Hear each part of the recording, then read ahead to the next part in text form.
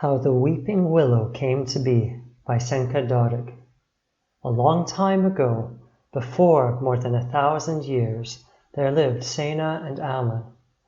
They were in love with each other ever since their childhood days, and they loved each other heartily and sincerely, very, very, very much. But Ammon's brother, Raman, was envious of their love.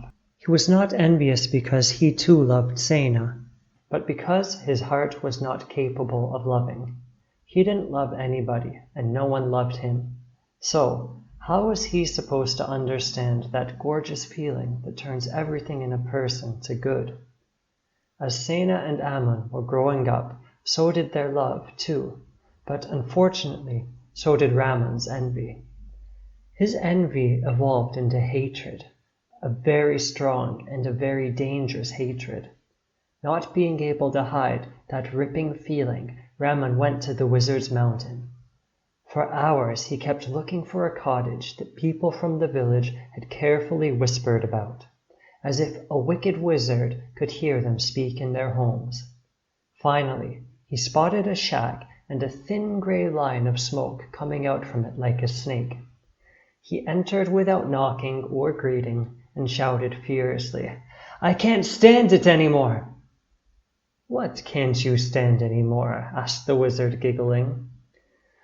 "Those looks of love, holding hands, watching the sunset together, laughter, long talks, they get on my nerves.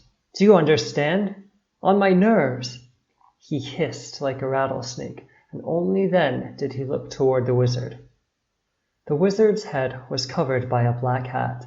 He wore a black something resembling neither a robe nor a cloak, and his long, greasy beard dragged on the floor as he sat with his legs crossed, smoking his pipe. "And who exactly are we talking about?" asked the wizard cunningly, squinting his eyes. "About my brother Ammon and his beloved Sena." "And what do you want?" the wizard uttered carefully, scrutinizing that strange, uninvited guest. Raman pulled out a purse full of gold and threw it down on the table with a loud bang.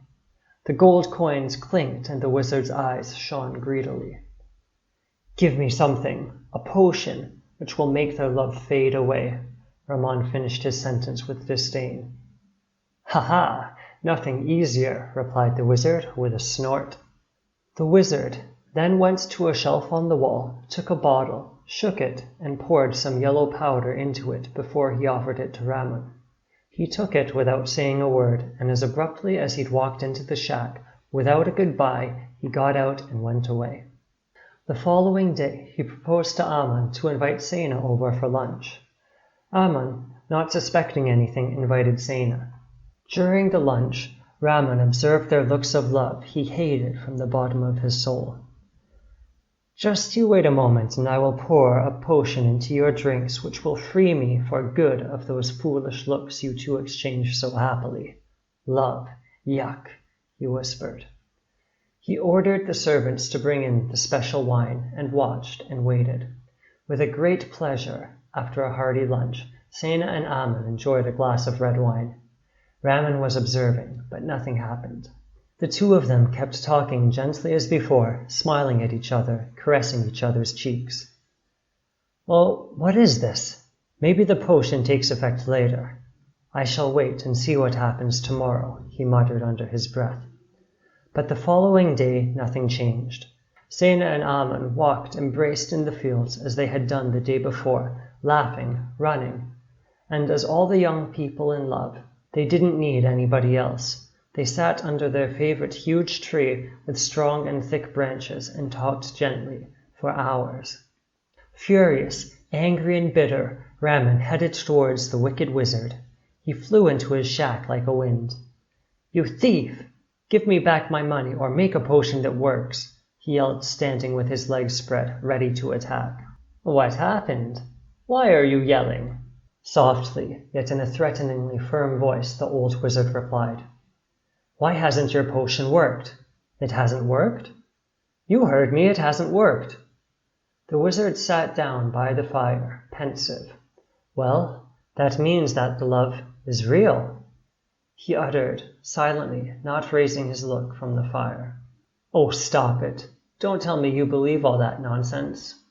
Well, you know, I hate love and goodness as much as you do, but I've heard about the cases when even the strongest of potions couldn't help. Nonsense! Double the dose. The wizard did what Raman asked him to do, and then he stormed out. The following morning, just when Sena and Ammon were coming back from their walk, he offered them some blueberry juice. Again, nothing happened, except he noticed that both of them became somewhat paler, with dark circles around their eyes, as if they were sick. But their love didn't fade away. They still exchanged the same looks. Again, he went to see the wizard. Same thing this time, too. Nothing, he shouted from the doorstep. The wizard stood silent, watching him. Do you hear me? Nothing. Make it a triple dose, he roared. Strange. I have given you the strongest dosage possible, said the wizard, more like talking to himself, not to Raman. Make it stronger, he asked without hesitation. The wizard stood silent, and then waved his hand, inviting Raman to come nearer. He held in his hand a tiny bottle, smaller than any of those he had given him before. There is nothing in this world stronger than this, but I must warn you. Raman didn't wait for the wizard to finish his sentence. He flew away like a bullet to get home just in time to pour the potion into his brother and Sena's glasses that very same evening. For that evening he was having a birthday party. Sitting at the table, toasting all the guests, and while Sena and Ammon were dancing, he poured the potion into their glasses. The two of them managed to infect all the people present with their love. A feeling of joy and peace surrounded them and spread around all who came near them, except on Raman. He was born with a heart as cold as ice, and nothing could melt it. Thirsty after the dance, Sena and Ammon emptied their glasses. Raman's eyes shone maliciously. My sweet little turtle doves, you have just drunk the strongest anti-love potion ever made. Tomorrow your love will die, and I finally won't have to watch you two exchange your looks of love. But the following day, love didn't die. Only Sena and Ammon died. They were found embraced under the same huge tree where they used to rest after their long walks. Raman became mute that morning, and by the end of his days he would never speak a word again. The wizard's shack burned down, and the wizard was never seen or heard of again. From that day on, the tree changed its form. Its strong branches became thinner and longer, and instead of growing toward the sky, they bent creeping towards the ground, hanging like a loose, dry, and sad hair. Some say that is how the weeping willow came to be. My dear little ones, when you see a weeping willow, remember how it came to be and spread love all around you like the trees spread their branches.